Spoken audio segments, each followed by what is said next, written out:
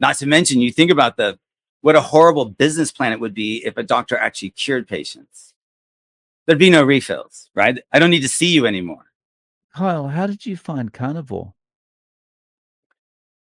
I guess it was kind of a series of elimination because for quite a while I was doing a ketogenic diet. What I was really doing was walking the talk that I was giving the recommendation I was giving to my patients, which was, hey, diabetes is a glucose problem. Let's reduce the glucose, right? Seems to make sense.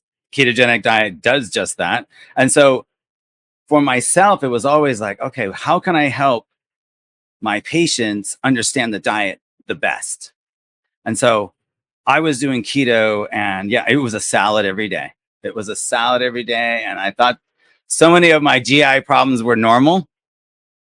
And after a while, I'm like, man, I should just make this leap and go, I don't think I need fiber. And I mean, it wasn't just Anthony Chafee, but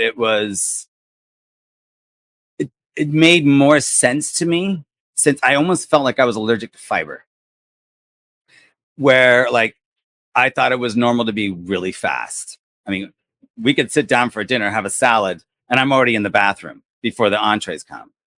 So, and I thought that was fairly normal. Like, wait a minute. Okay, I got to do this huge leap and go, all right, I'm going to switch to carnivore for myself and let's see what happens. And, ever since then, that's probably been about 2 years, but I had lost most of my weight doing a ketogenic diet. I mean, yes, it was ketogenic. I was doing intermittent fasting. I was trying to sell that to the patients, which is that's a tough sell. But anyways, the carnivore diet has been the easiest thing in my life to do. It's like, this is the most natural. I can't imagine any other way. If I eat something out of the diet, I feel it. I'm swollen, right? I got more swelling than normal, right? I have GI issues, like farting. Like normally I never fart, right? Like when you're a carnivore, like that's not a problem. There's no fermentation going on anyways. So it just kind of made sense. Especially when you look at evolution. I love Brian Sanders. I don't know if you've seen his TED Talk. Phenomenal. It talks about, like, if you look at the change of our GI tract over time, right, in comparison to other animals, so many things like your small intestine has increased in size. It's the size of a tennis court when you look at the surface area. Take all the microvilli and lay them flat. It's the size of a tennis court. That has gotten so much bigger for protein absorption, right? There's also, your colon has gotten smaller. Otherwise, your colon would be more like an orangutan. You'd have a bigger belly if you were supposed to eat more plants. You need that much more room to ferment plants. So, and you'd be very much dependent upon bacteria. So you would also have to eat all day long, like most herbivores. You're going to spend all day eating because what you're eating is so nutrient deficient. You have to eat so much of it, right? So there's also things like, if you look at the pH of our stomach, it's like that of a hyena. Why is it so acidic? You need it to be very acidic in order to break down that protein from the meat. So gastric acid, really important. Bile acids, really important for protein absorption. And that's why fat and protein have to come into this beautiful 1-to-1 ratio that we get in carnivore. You want to absorb that protein? Well, you're going to need to have some fat with that. You don't just absorb protein all on its own. So, and you think about almost life through the lens of muscle and protein. It's the hardest thing for us to absorb, and we don't store it very well. We're good at storing glucose as well as fats, but we don't store protein well. So we creating that stimulus along with eating adequate amounts of protein that's absorbable, super important when you look at the bioavailability of certain proteins. And then you're laying down muscle tissue, because this is all about, I mean, Peter Attia said it quite well. It's like VO2 max, muscle strength, muscle size. You don't ever want to degrade protein. You don't ever want to lose muscle. And it's amazing how, if you are sedentary for a very short period of time, you lose a lot of muscle mass. I don't know if you've heard of Luke Van Loon talk about like patients that are sedentary, where they'll lose like 30% of the muscle mass in a week in a leg. And like, put your leg and make it immobile for a week. Think about a cast, right? Or an arm. Like, what happens to that muscle? It shrinks. You have nothing left. So it's when we start losing muscle mass, and as you can tell, like people who, as they get older, there's a drop in their quality of life, usually around muscle loss associated with some sedentary problem. They busted hip, busted knee, whatever, right? And they're immobile for a period of time. They're sedentary. Unfortunately, at this age, it's difficult to gain that muscle mass back. So this is all about, as we age, we're losing muscle mass. How can we preserve this, right? So it always goes back to like, what is the primal diet? What is the most optimal diet? And part of my reason for doing this is like, I want to be as fast as I can out on the water, right? I'm paddleboarding, we're racing. I was like, what is the right diet to produce the best results? How can I fuel myself properly so that I can go long periods of time? And I think being in a ketogenic state, which is whatever carnivore is in, right? Which I would say is the natural state, creates resilient muscles, as well as you're eating protein. It's protein synthesis is going on. You just want to make sure you create an adequate stimulus, right? That's building muscle and strength. That's what increases your muscle mass, right? And what kind of weightlifting, right? We want to build type 2 fibers, right? We want to like work hard. Working hard is what this is all about. That's when change happens. Physically, mentally, whatever. So in that regard, with say things like energy and resilience and that kind of thing, how did that change for you? Yeah, the energy has been like on this constant increase. And it's kind of funny because people consider me like he's got so much energy. And what's amazing is I feel not just physically energized, but like mentally energized. I am like, okay, sleep's really important. I really need to learn this concept, right? As I'm changing, I'm learning and I'm preparing because I'm trying to teach people here. I need to be on my best cognitive, mode. And so fueling the brain properly with ketones is like, it's like so much energy, so much energy. So I feel like I wish I knew back when I was a student, like this is how you learn. Fuel the brain properly, get adequate sleep before and after, right? This is from Matthew Walker's book, Why We Sleep. Excellent book. It's like, hey, this makes a difference. I'm anxious if I haven't done some sort of workout. Movement is critical for me in order for me to like feel good about anything. I mean, I've never felt worse after a workout, but it's like, that's my wonder drug. That's my church. That's my everything, right? Movement, because movement is medicine, right? Going to the gym, working hard, and then going outside and getting a good dose of sunlight, some nature therapy. And then on top of it, it's like long distance running when you're on a paddleboard. When you're doing long workouts, like an hour or whatever, you're outside, right? It's like running, the same kind of mindset. I don't know if you're a runner, but it's like you start getting to a point where like, I need to be at this point by this time, right? You have these little markers in your head. And I was doing that forever in these canals out in California. And then I'm like, okay, then I lived on a lake. So I was always paddling on some body of water nearby, right? And that I always have enough energy for that. And I've been able to do some long some very long contests, races, and really being fueled with just fat. Because I mean, as athletes, if you're a ketogenic, fat adapted athlete, you have more glycogen stores, you have more places to put glucose, but you have more fat stores in your muscle. You're really good at storing muscle fat, right? So if that's what you're eating and you've got the right amount of insulin, right? This is all about insulin resistance, right? The fat stores in the muscle is perfect. It's robust and it'll last about 45 minutes. But after that 45 minutes, the fat cells have to start releasing enough free fatty acid in order for the fuel the muscles. Because what you want, and the carnivores just in general, and people who do very low carb, you will be able to go at a higher intensity, sparing carbohydrates before you have to kick into what carbohydrates you have stored, your glycogen stores. You're primarily a fat burner.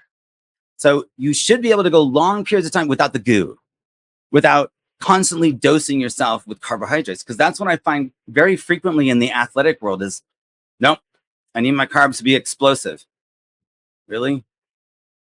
My sprint speed would be the same whether I'm carb or fat adapted. It's how, unfortunately, you put yourself in in kind of an inferior position, because if you're burning carbohydrates mostly, especially if you can do any sort of distances, you're going to run out. You don't have the glucose stored, that because you're used to burning glucose primarily at like 50% intensity. You're starting to burn more glucose than a fat burner. So the fat burner's hanging on to his stored glucose. He's saving that for the sprint at the end. He's got more of it and he's going to hang on to more of it. And the person that's fat adapted, he's constantly burning fat instead, right? But what's interesting is that you could possibly, this is something I need to look into, use exogenous ketones to kind of fill that gap. So in order to get, because you're fat adapted and you are going to burn what you have inside your muscle, but if you burn it too quickly, you may run out of free fatty acids to like fuel those muscles. So giving a little bit of ketones, a little bit of like a dose of energy could make a difference. So if you were like right before your race, and I have to test this, I got to test everything. Like, give yourself a dose of ketones and see if it makes a difference. But I think this is some new information from Professor Tim Noakes. And Dr. Noakes was talking about how it's the brain sensation of a drop in glucose that slows the effort down, because the brain isn't stupid. The brain isn't going to go, hey, our blood glucose level's dropping, which is its preferred fuel, but it's not necessarily, right? So glucose levels are dropping, and being worried about basically death, you start slowing down. Your effort starts being reduced, so glucose levels can start rising and get back up to normal again. More of, not necessarily is it stored a glycogen problem, but rather maybe it is a stored liver glucose problem, and we're not able to get the glucose levels high enough quickly enough. That makes sense? Yeah. So that, I think, is the ultimate answer. The ultimate question is, like, what is the proper fueling for an elite athlete, especially one that's fat adapted? Do you dose them with exogenous ketones? Do you try to get, I mean, you can't, unless you're going for more than 24 hours, you really would have a hard time refueling these fat cells and the muscle back in the fat back in the muscle. That is what will take time. And we do these events where you do a 5 miler and then we do an 8 or a 10 mile the next day.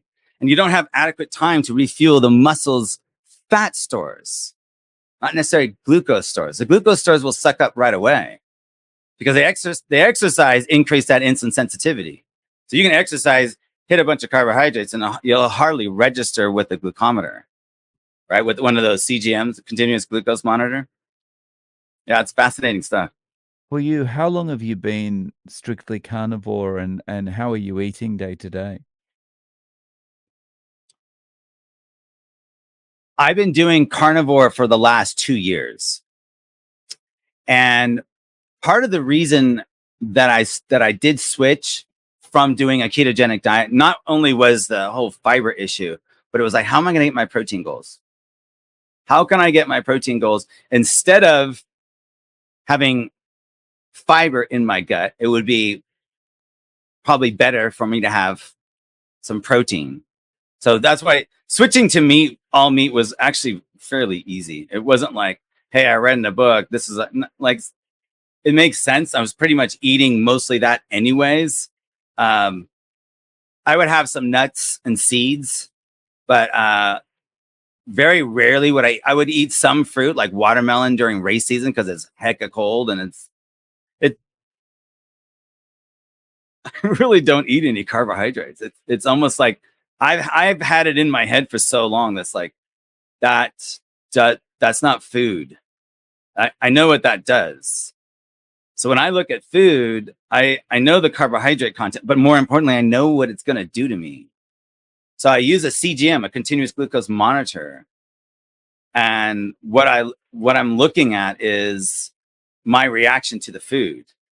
So using a continuous glucose monitor, whether you're diabetic or not, it really doesn't matter. It's really stupid that we don't allow non-diabetics. I mean, it's been shown to be very effective for non-diabetics as well. Cardiovascular disease, whatever. It's still a problem of glucose and insulin. Anyways, I look at food and go, that those carbohydrates do this. This will hurt me. This is skull and crossbone. This is plastic.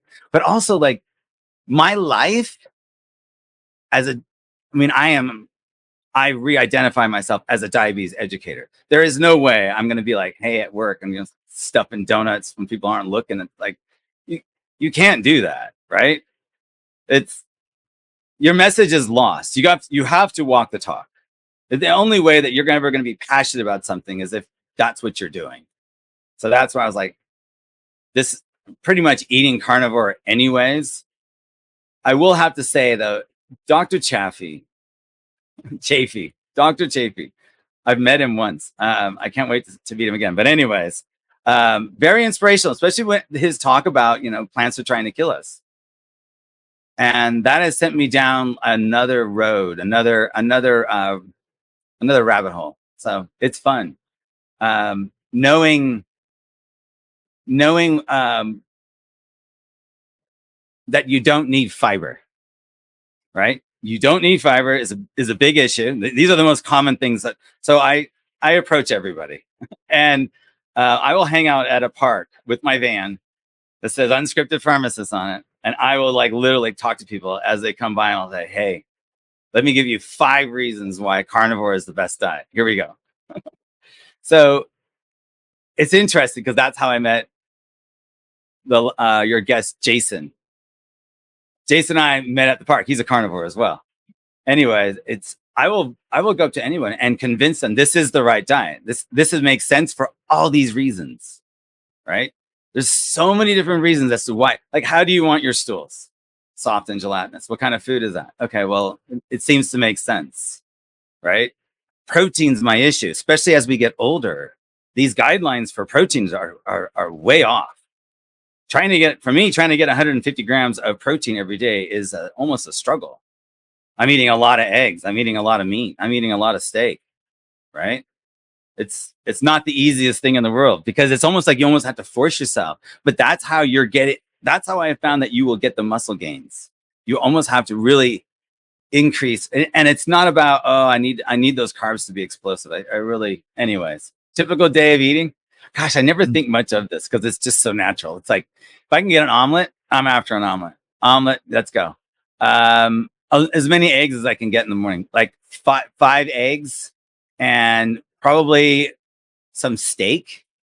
Usually what we do is I'll batch cook a barbecue steak or whatever, whether it's ribeyes, New Yorks, tri-tips. So we batch cook this and then we heat it up and then that goes with our eggs. And that's a typical breakfast, but breakfast may be at 3 o'clock in the afternoon.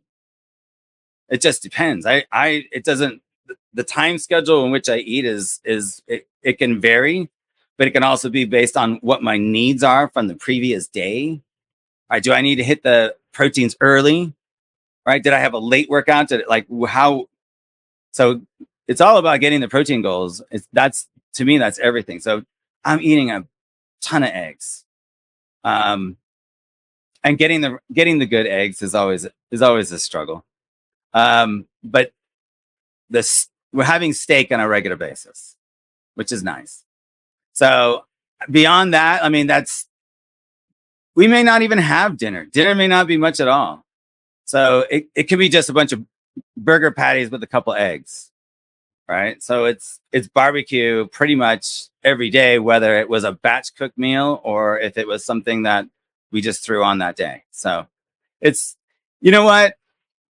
It's amazing what people think about carnivore and saying that it's so expensive. I'm like, no, it's not expensive. Look at your waste. How much waste do you have? When you're eating a salad every day, you're going to the grocery store a couple days a week and you're wasting quite a bit of it. And you think about how much waste, even at the produce, like how much gets wasted because it's imperfect. And then you bring it to the grocery store and they throw out, I don't know, 2/3 of that gets tossed. And then you probably throw out at least a third, if not half of what you buy. Like it's so much, it just ends up in the landfill. It's like, what was the point of that? You have to have whole foods. You have to have plants. No, it's silly. And that's why I would say carnivore is cheaper. There's less waste. It's cheaper. Shopping's a whole lot easier. It's the fridge. It really, you could pack it full of a month's worth of food if you wanted to, because it preserves so well. You know, it's like, what's the point of having these salads again? And it's so, when I sell these to dudes, especially, it's like, hey, don't you love a barbecue? Are you a good barbecue? Oh yeah. Then that's all. Skip the sides. Think about how much time and energy you waste doing these side dishes. Life is easy. You're not going to the grocery store. You're not wasting all this time and energy fixating around food. Like, I'll eat when I'm hungry. If I get hungry, I don't know. And if there isn't good food wherever I go, okay, well, then I'm all right. Because my brain's being fueled by ketones.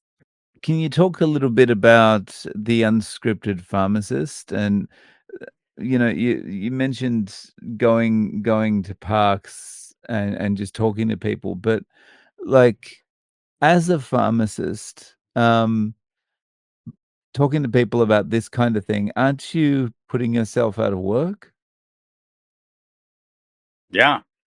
So that's always kind of been the goal from the very beginning, a remote pharmacist. I want to get paid for what I'm teaching. So that's how I created the Unscripted Pharmacist, which has micro e-learning course. Finally, is because I've been doing this for so long, but I haven't been collecting it into a learning course because I was working. So back in October, I quit my job. I'm like, I got to do this full time. This is really important. It's becoming more and more important. I see too much of the end game in the hospital, too much of the, unfortunately, death and suffering, and it's avoidable. There's only so long that you can tolerate that because people are dying and you know why.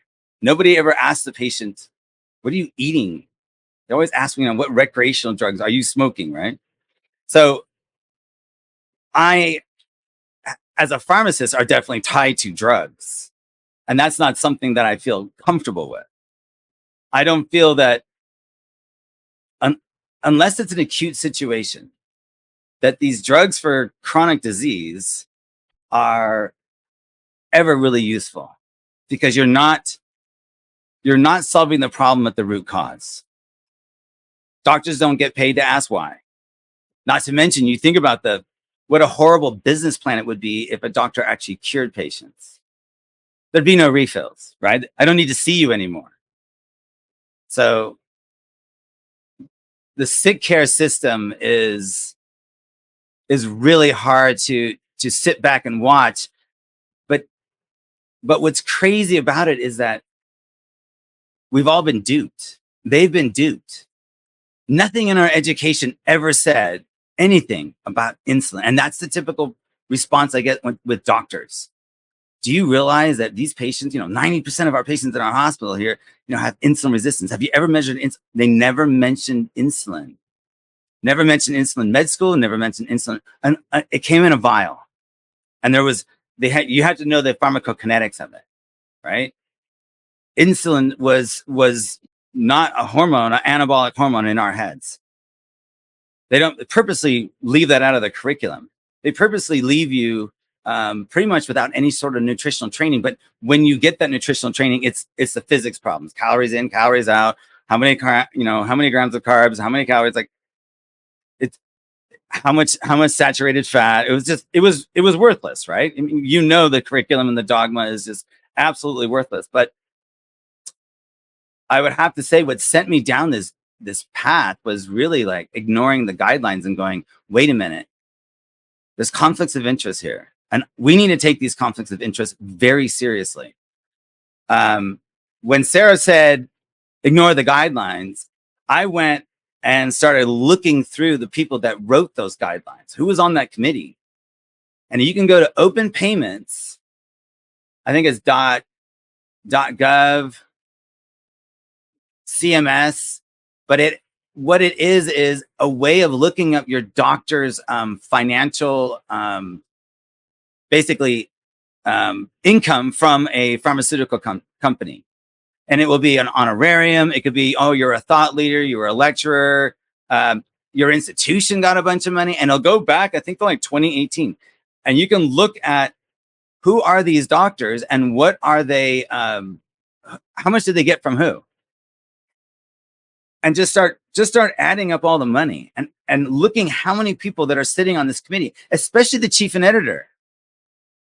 I think he had like $438,000.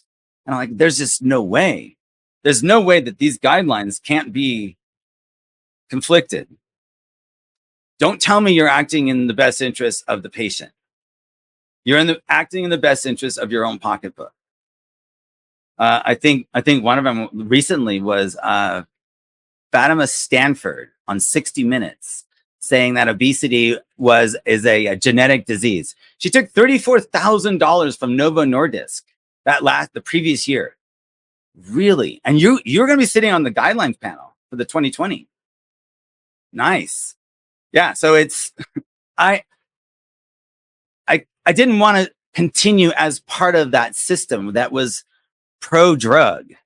I am pro-education. And I believe as a pharmacist, especially when it comes to deprescribing, taking meds away, the pharmacist understands the kinetics of insulin very well. And I would say nurses do as well. But removing these medications requires a certain amount of comfort and skill.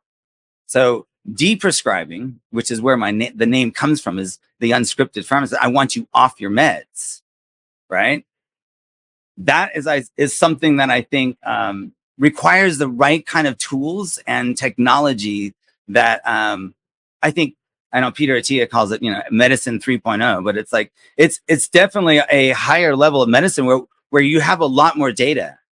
Change in lifestyle being data driven. Like what is your response to this type of food, this type of exercise? What's your digital twin look like? Right? If we know what's going on with metabolically within you, we kind of can tell what's going to happen. So it's always kind of fun when I put on these. So what I do is I do this continuous glucose monitoring as well as offering these e-learning courses. But the personalized coaching is really where the fun is. Because I've dealt with a lot of patients in clinics as well as family members, nurses, but watching their response to their food is just, it's enlightening for me, but it's also super enlightening for them when they learn it and they go, yeah, that makes sense. Oh yeah, I know what that food does. And they stop taking it.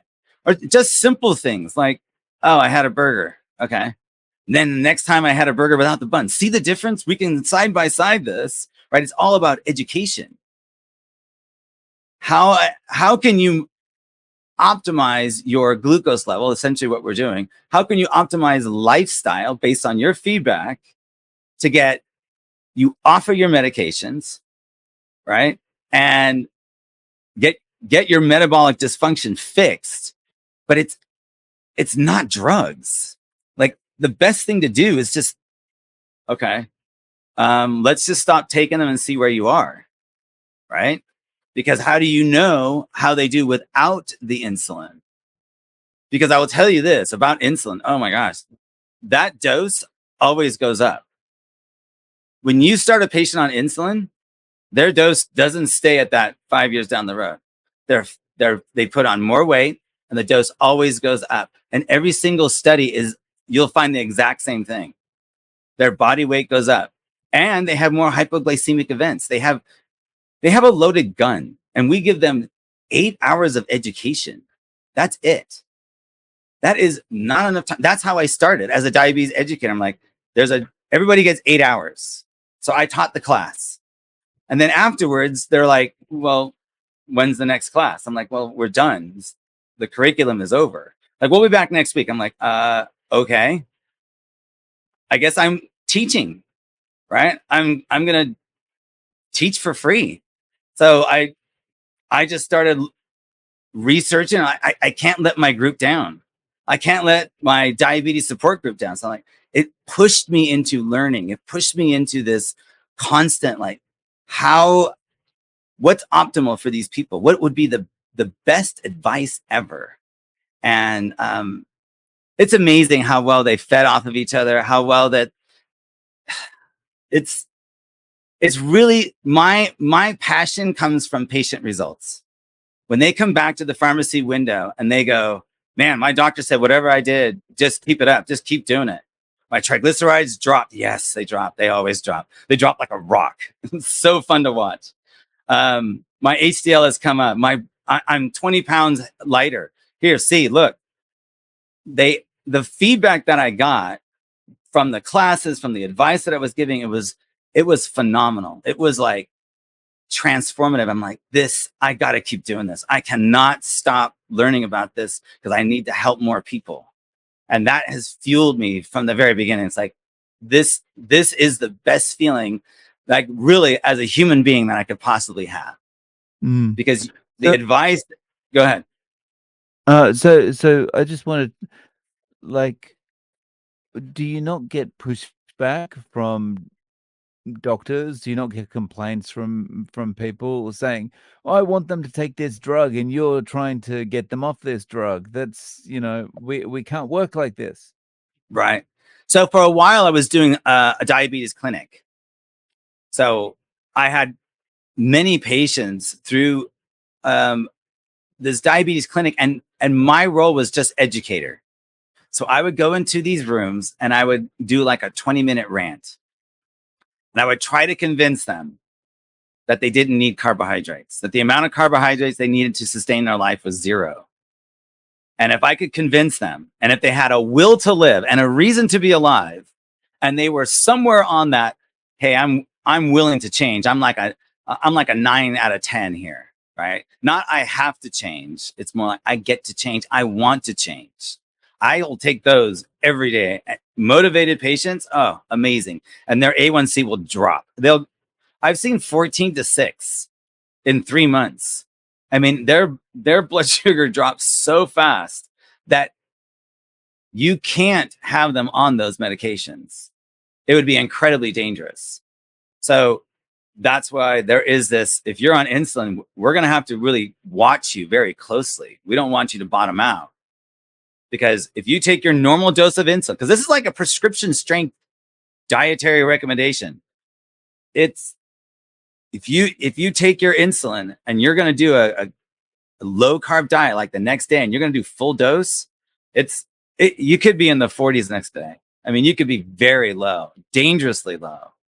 So it's almost like, yeah, we are going to have to take away these medications, or I'm not going to follow this patient.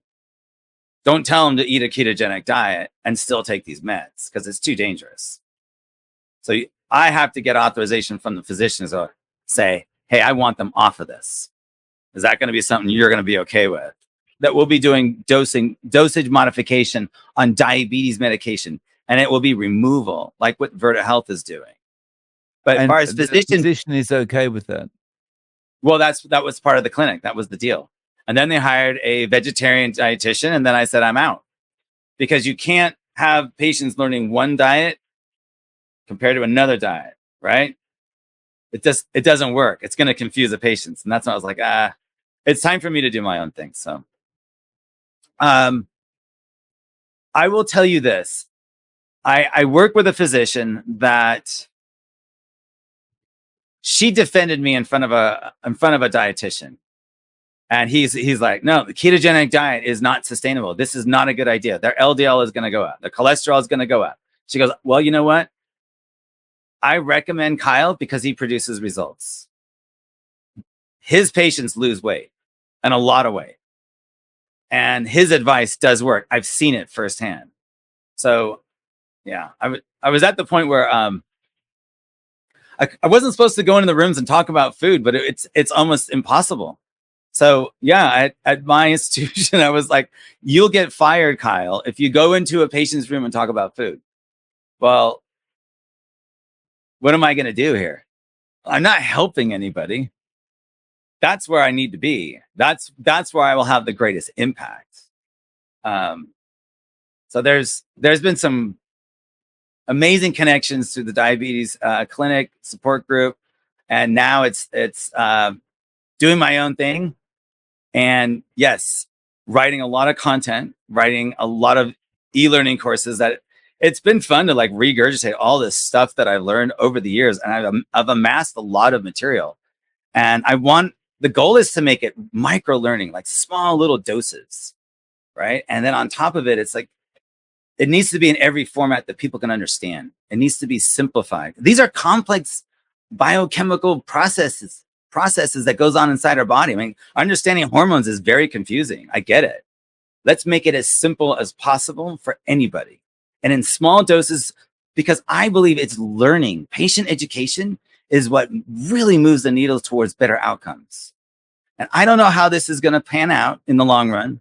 I'm a little concerned because it's like, what are the avenues here? You'd have to have some sort of government regulation over food as well as medical care. How in the world could that happen? It's probably not going to happen. It has to be this this is what we're doing. We're educating people. This grassroots information, basically, campaign, not a misinformation, but the right information, the real science campaign that will then cause this change within people, and people will hopefully start demanding, some regulation that would make sense. Like, I think the regulation should be something like medical reimbursement for Medicare patients based on outcomes, value-based reimbursement. Now physicians could get bonus at a higher rate or whatever if you reduce their A1C, if they lost weight, if you hit these metrics. That's how it should be. Now there's an incentive by the doctor to actually find out the truth. Otherwise, he doesn't get paid to ask why. He doesn't know the root cause. Literally, it's not his fault. He was not told. And so that's why, it was really funny. I was at the hospital break room the other day, and there was some radiologists, and one of them was talking about keto flu. And the other one's like, hey, when you do those cancer scans, those PET scans, we do radio labeled glucose. And the tumor takes it up more than the other tissue because the tumor loves glucose. We're feeding these tumors glucose. Get your chemotherapy, and then they hand you a donut or a cookie. Like, this isn't helping. This is so dumb. So it's crazy. So if people want to find out more about yourself and the Unscripted Pharmacist, where can they find out about I you have online? I have a website, unscriptedpharmacist.com, and that's where you can sign up for the different courses that I have, as well as the personalized coaching. So that's been a new little project, and it's been fun. It's been a good journey. It's something new, right? It's like every step of your life, it's like this uncomfortableness of change, and then it becomes familiar, right? And then you're like, oh, look at me, I'm changing so much. I used to weigh a lot. I've changed so much in the last 10 years. I look at my journey. It was education. It was applying what I'm learning. It was trying new things, getting outside of my comfort zone, right? Doing hard things. And at the same time, I took up paddleboarding while I was doing my diabetes stuff. While I was doing all the diabetes education, I was like, hey, this is working. I'm getting faster out here, right? I'm working. This is fun. I'm enjoying having this extra energy. And it seemed like energy begat more energy. But I also think of this cognitive improvement. It's like, man, being able to remember things and recall things is so much better now than when I had brain fog and I was on these roller coaster rides, right? Now it's like, okay, I can retain better. And also, like, if you think about muscle and movement, like you're it's releasing myokines that help the brain form, right? And have new thoughts. It's the brain was designed for movement, right? But it wasn't designed to do all these complicated, it was designed to move so you could eat and I guess procreate, right? That's all it was designed for. And you and I would be working together to kill something. We're gonna go get some food. We got to figure out how to do it. I'm sorry that this is just the biochemistry of life here, but everything points in that direction. It wasn't like, hey, I could really use some corn and make some tortillas so that I can put that meat on this. Like I realize it's November, December, and there's a foot of snow outside, but like it just doesn't make sense. Carbs are seasonal.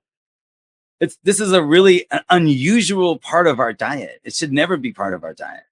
And if you think about the carbs, I mean, they're preserved, they're refrigerated, they've been transported. It's like, this is so unusual. Sorry. I think, just to go back to something you were saying before, like this is really going to be a grassroots movement, right? Like governments who are constantly, lobbied by big pharma, big food, etc. They're not going to ever do anything with this. No. But it's this kind of grassroots movement that will eventually grow to be overwhelming. I think Right. as more and more people realize that good health lies in ditching the carbohydrate and the processed food. But I'm sure people feel cheated because if you think about it, it's like, wait, I pay my insurance premium, right? I pay my taxes. I need this care is what I'm supposed to have. And you're telling me now, see, this is the hard part. It's like, in order for me to make this change, you need a personalized coach, right? That costs money, right? People aren't that willing to spend money to learn something. They're willing to spend that money so that they can basically give themselves an involuntary stomach flu. We call those GLP-1s, right? You're willing to spend that kind of money on that for a temporary fix, not to mention the muscle loss, the protein loss. It could never be worth it, especially as you get older, because how are you going to get that back?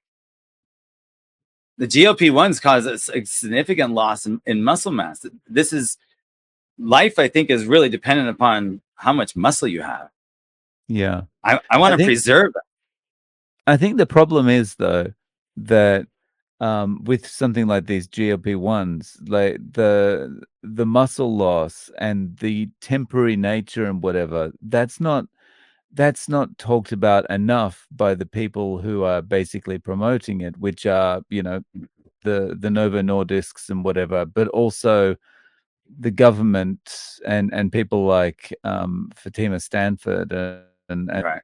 people like that, who everyone's basically on the payroll, and they're talking about what they want you to remember. Their talking points are the just the little sound bites that they want everyone to remember, Yeah. and so And yeah, they're and making to the your study. point, yeah. And to your point, and then when people say, well, I'm paying all this insurance and all these people that I trust with my health are telling me I should just do this GLP-1. And now you're coming along and telling me, no, well, actually, what I should do is dump the carbs. I don't know who to believe. Dumping the carbs goes against everything. Just Google this stuff. I mean, this is so deep. Like the answer to most of your questions is oftentimes on the second page, right? If you ask like what's the best diet, like yeah, carnivore diet's the worst. Like really, how is that possible? Given all the data, right? And you look at like things like the food compass that that the government basically paid for. I don't know what size grant money that was, but it was quite a bit to basically determine that frosted mini wheats is better than eggs and ground beef, right? We didn't need to spend that kind of money. That this is another reason why we shouldn't allow the NIH to give out grants, since they're so dependent upon big pharma for their own budget. So yeah, the conflicts are for days, but there's really three ways to reverse diabetes and lose weight. It's gastric bypass, right? It's surgery, the GLP-1, or the ketogenic diet. Like, what have you got to lose? And you want to tell me it's all about this LDL cholesterol thing? And I think, you know what, for a lot of people, actually, I've helped somebody recently on the East Coast, and he just really needed that verification to go, hey, no, LDL, your cholesterol's fine. Your triglycerides is a problem, right? He was at 400. Now he's at 165. We're going in the right direction, right? He's never had a heart attack, should never be used for primary prevention. So here he is. He just needed the reassurance to go, yeah, I'm gonna jump in the pool too. Yeah, this carnivore is really working. And he's down 20 pounds and he's telling friends and now they're losing weight. So it's like, it eventually truth will prevail. The cream will always rise to the top, right? Eventually we're going to get the real science, not this paid garbage, right? But I think there's, if you change the reimbursement, right? Or you do what Verta Health is doing, and they're signing with Blue Shield. I mean, you could provide these programs to all their employers to save money on their insurance premium, right? Hey, you've got 50 employees here. Here's a service that I provide. You'll have half the number of diabetic employees. Your employees will increase their productivity, better brain function because they're feeling their body better. Now they look and feel amazing. Eventually it's going to happen, but I can't sit and watch this whole thing unfold. I have to be part of this solution. It's just something I'm thinking about it 24/7. It's diabetes on the brain constantly. So I'll link to your website below. Kyle, thank you so much for coming on and Oh yeah. sharing your story and so much information with us. I really appreciate it. Oh man, it's been such a pleasure. Yeah, keep up the strong work here.